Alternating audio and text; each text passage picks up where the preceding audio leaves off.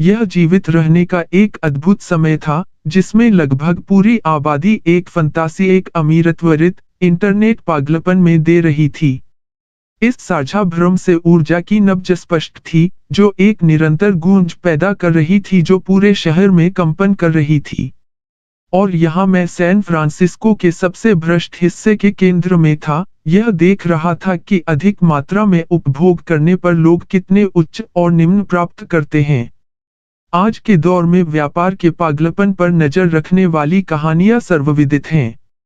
एक तेजी से बढ़ती कंपनी शुरू करने के लिए आपको अब कुछ ऐसा नहीं करना पड़ेगा जिसे दूसरे लोग खरीदना चाहते हैं। आपको बस किसी प्रकार की इंटरनेट चीज के लिए एक विचार रखना था और उत्सुक निवेशकों के लिए आपके विचार प्रयोग को निधि देने के लिए इसे दुनिया के सामने घोषित करना था। पूरा लक्ष्य कम से कम समय में जितना संभव हो उतना पैसा कमाना था, क्योंकि हर कोई कम से कम एक अवचेतन स्तर पर जानता था कि वास्तविकता को अंततः स्थापित करना था। वैली डेनिजन्स ने वास्तव में उतनी ही मेहनत करने का क्लिच लिया जितना आप खेलते हैं। उनके 20वां दशा, 30वां, 40वां और अर्धदशक में लोगों से ऑल नाइटर्स खींचने की उम्मीद की गई थी। क्यूबिकल्स को अस्थायी घरों में बदल दिया गया और व्यक्तिगत स्वच्छता को छोड़ दिया गया।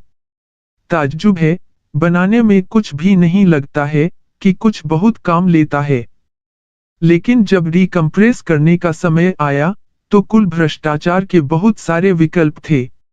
उस समय की हॉट कंपनियां और मीडिया शक्तियां हमेशा कट्टर पार्टियों के साथ एक दूसरे को पछाड़ने के संघर्ष में बंद लग रही थीं।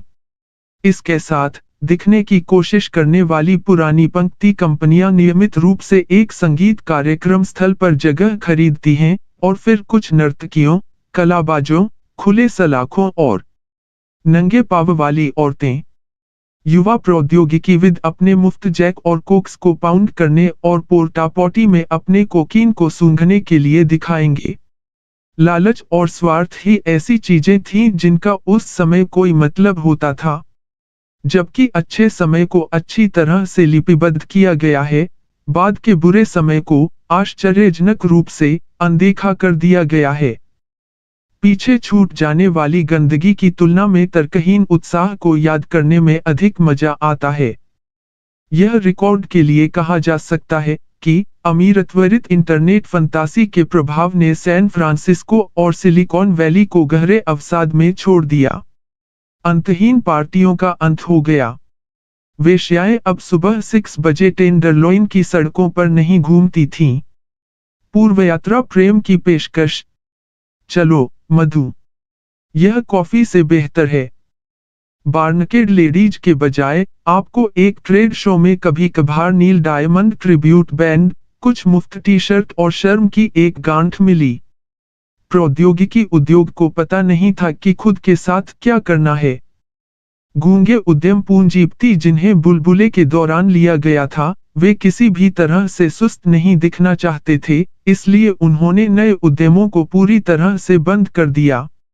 उद्यमियों के बड़े विचारों की जगह छोटी छोटी धारणाओं ने ले ली। यह ऐसा था जैसे सिलिकॉन वैली ने सामूहिक रूप से पुनर्वसन में प्रवेश किया हो। यह मेलोड्रामेटिक लगता है, लेकिन यह सच है। लाखों चतुर लोगों की एक आबादी को विश्वास हो गया कि वे भविष्य का आविष्कार कर रहे हैं। फिर पुफ, इसे सुरक्षित खेलना अचानक फैशन बन गया।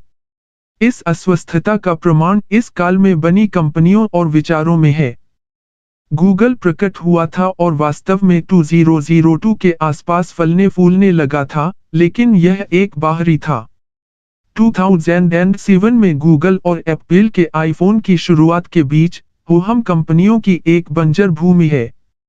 और जो नई चीजें अभी शुरू हो रही थीं, फेसबुक और ट्विटर निश्चित रूप से उनके पूर्ववर्तियों की तरह नहीं दिखती थीं। हेवलेट पैकार्ड, इंटेल, सन माइक्रोसिस्टम्स जिन्होंने भौतिक उत्पाद बनाए और इस प्रक्रिया में हजारों लोगों को रोजगार दिया।